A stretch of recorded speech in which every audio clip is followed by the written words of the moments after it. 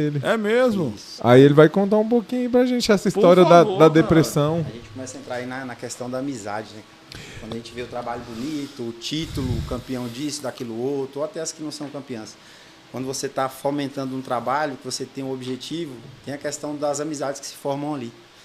E aí eu, depois que eu me afastei da quadrilha Rocha Nó, saí, tive uma separação e aí entrei em depressão, cara. Saí da via sacra, me afastei de tudo e de todos. E aí tem a questão da rivalidade dos grupos, né? Respeitava muito a nossa rival, Triscou Queimou. Tinha muitos amigos lá dentro, mas era... A gente queria ganhar, mas queria dançar como eles. A gente tinha uma admiração. Tu saiu do Vasco e foi pro Flamengo? Foi tipo isso? Na verdade, eu saí e não queria mais de nada. Eu saí de via sacra, saí de igreja, não queria mais ver ninguém. E assim, eu culpava, em termos da minha separação, eu queria culpar todo mundo. Então, quando acontece esse tipo de coisa, é culpa da gente. A gente só vai olhar isso depois, né? Entendi. E eu não tinha, assim, essa maturidade para tá observando isso. E aí eu trabalhava numa oficina próxima à casa da minha mãe, me tranquei lá, não queria ver ninguém. Passei meses assim, sem querer ver ninguém. Tá. Já estava afastado, virou o ano, já virou para o outro mês junino e eu não saía. Tem uma irmã minha que faleceu, a GDC. Traz água. Ela ia lá me buscar na oficina, eu via só o pezinho assim, Júnior, batia, eu jogava o chinelo no portão, falava, vai embora, não queria ver ninguém. Mas até para as pessoas entenderem, quando é que você se deu conta que era uma depressão, assim, que você se viu nessa situação? Então, quando você tem um trauma muito grande na vida, até então eu só tinha muita amizade, tinha muita gente, estava sempre cercado, não sabia o que era ficar isolado. Então, depois da separação, tem a questão de, assim...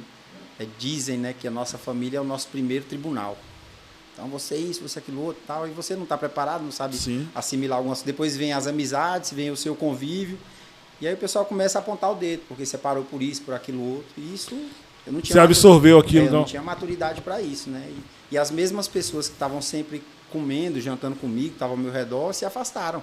E eu, como eu não entendia isso, aí, depois de um ano, cara, eu vim me dar conta de que eu não queria ver ninguém, não queria falar com ninguém. Ah, não, esse processo foi um ano ali? Foi um ano esse processo, sem querer ver ninguém, e cada vez me afundando, os outros vinham falar comigo, eu dava Se um fechava. coice. Não, dava um coice mesmo.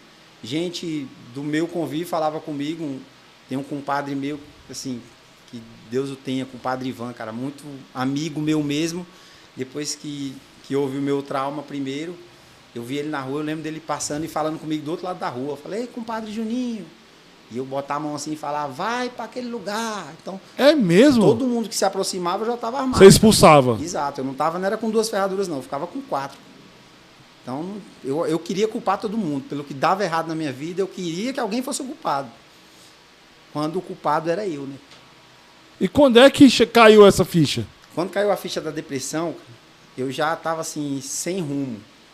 Eu aprendi, cursando aí 2 períodos de faculdade de psicologia, eu aprendi algo que se chama desamparo aprendido, que é um momento que você tem uma repetição de algo que dói, que você não acha, que não vê que vai conseguir sair daquilo. Onde é que nasceu essa expressão desamparo aprendido? Tem uma pesquisa que um psicólogo fez aí em 1978, sumiu o nome dele agora, não me recordo, que eram estudos que eram feitos com animais, né? Hoje em dia não é mais permitido. Então, o que ele fez? Ele montou 3 salas, e aí em cada sala ele colocou um cachorro. E no chão dessa sala dava choque. Eu vou chegar lá na questão de como eu reconheci que era depressão. Na primeira sala tinha um cachorro, e a metade da sala dava choque no chão, e a outra metade não. Na segunda sala, metade da sala a sala toda dava choque, só que tinha um botão e uma alavanca. Na terceira sala não tinha nada, só tinha o chão para o cachorro tomar choque. Então, hoje não seria permitido esse experimento, é uma crueldade, a gente não acha legal, mas o estudo dele trouxe o seguinte, quando ele começou a dar choque no primeiro cachorro, aí o cachorro pulou para a segunda sala e ele viu que ele tinha por onde escapar. Aí ele sentou naquele cantinho e ele via que ele não tomava choque. O segundo cachorro, ele ficou tomando choque e se batia, corria para lá e em determinado momento ele bateu no botão, o choque parou. Aí começou a dar de novo, ele começou a se bater, ele bateu na alavanca, puxou a alavanca, o choque parou. Então ele tinha... Ele entendeu. Os 2 tinham por onde escapar. A terceira sala, o cachorro tomava choque e ele não tinha o que fazer. Dava choque, o que ele fazia? Ele só deitava e sentava. E ficava parado. Eu não tenho para onde escapar, eu não tenho o que fazer. Não foi colocada uma alternativa para ele. Não tinha alternativa. Era dor e sofrimento. Então, assim, apesar de ser um estudo condenado, ninguém aprovaria, mas o que ele relatou nesse estudo é o seguinte: ele chegou no desamparo aprendido. Você estava em qual sala? Aí, a gente já passou em algum... Na vida, a gente passa pelas 3, né? Ah, é? Mas nesse cenário? E aí, o que acontece? Por que chega no desamparo aprendido? Quando você está sujeito a muito sofrimento repetitivo, você começa a enxergar que não vai mais sair. Então, eu estava na 3ª sala sentado já. Entendi. E eu não enxergava que ia sair. E muita gente que pode estar escutando e tudo, às vezes acha que não vai sair. Essa é a questão do morador de rua. Estou saindo um pouquinho só para o pessoal entender onde chegou a minha depressão, né? Eu vim entender isso do ano passado para cá. Então, eu até fazia atendimento lá fora, muita gente falando que estava em depressão, e no começo eu achava que era bobagem, falar, essa é frescura. E aí eu comecei a entender isso, lendo sobre algumas coisas e tal, e vendo muitos testemunhos. E aí eu me vi nessa 3ª sala. Então, chegou um momento que eu sentava, o pessoal ia lá bater na porta, e eu jogava coisa, mandava embora. Aí, quem chega, cara?